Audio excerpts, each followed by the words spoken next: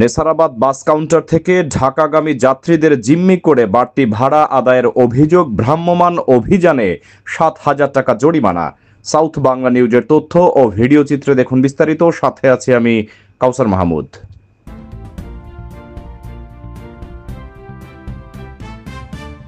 পিরোজপুরের নেসারাবাদে ঢাকাগামী যাত্রীদের কাছ থেকে অতিরিক্ত ভাড়া আদায় করার অভিযোগ পাওয়া গেছে।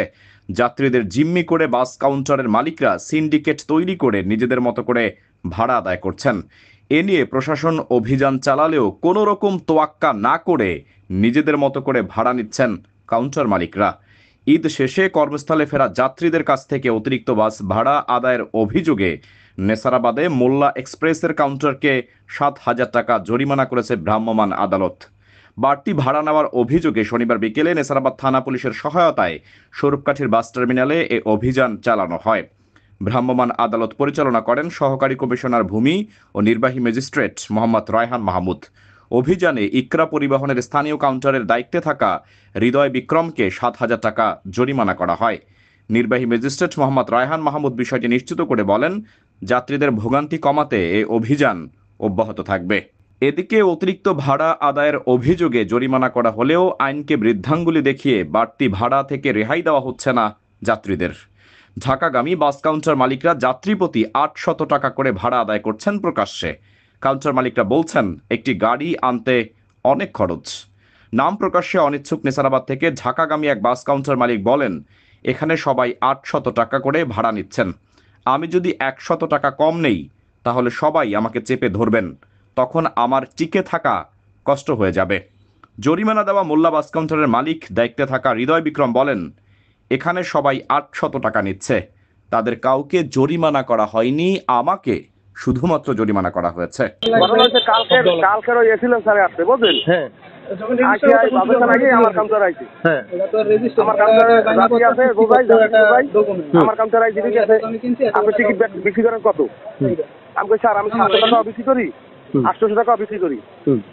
তারপরে তোমার রেট কত সরকারি রেট? আমি ৩০ থেকে ৭০০ টাকা রেট ঢাকা সরকারি। তোমার কাছে চার্ট আছে? আমাকে হয় মালিকের চার্ট আছে, এই চার্ট দেখেন। তারপর চারটা দেখাইছি, চারটা দেখানোর পর তুমি ১০০ টাকা করে বেশি নাও পাবে। আমি স্যার ১০০ টাকা তো আমি বেশি নিই না, এটা আমার মালিক কাছে বলছে, কেন গাড়িটা এদিক দিয়ে বোঝাই যায়, গাড়িটা খালি আছে। এই ২৬,৫০০ টাকা গাড়িতে খরচ, এরপরে ১,০০০ টাকা লাগে দেওয়া স্ট্যাম্প ফি, এরপরে কাউন্টার মন্ত্র খরচ খরচ লাগে স্যার। এবং এই যাত্রী আপ্যানটা পর চা বিস্কুট সিগারেট আমি সব যাত্রীদের খাওয়াই স্যার। সেখানে যাত্রী পোষা আছে সবাই রিজিকাল।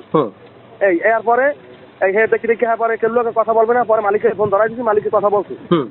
এই বলার পরে হ্যাঁ কইছে ২০,০০০ টাকা জরিমানা। তারপর আমি অনুরোধ করছি, হাত পাও ধরছি, দরকার পরে সে ৭,০০০ টাকা জরিমানা দিয়ে রিসিভ দিয়ে দেয়। তারপর আমি বললাম, স্যার এখানে এই বিএফটিসি কাউন্টার ১,০০০ টাকা গাড়ি, এবার এই ঢাকা থেকে ওই ছোট ছোট গাড়ি আছে, যে গাড়ি সিট ভাঙা যায় না, যাত্রী বসতে কষ্ট হয়, সেই গাড়ি টিকিট ৮০০ টাকার গাড়ি রাখিয়া।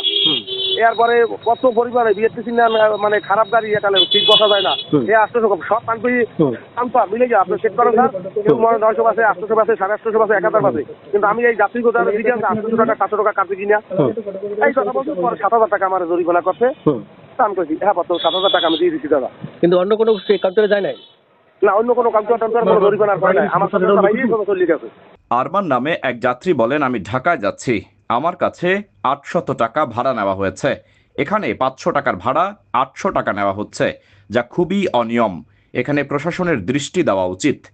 এদিকে সাকিবউদ্দিন রনি নামে এক যাত্রী বলেন, আমার কাছ থেকে ওপি পরিবহন ১,০০০ টাকা ভাড়া নিয়েছে।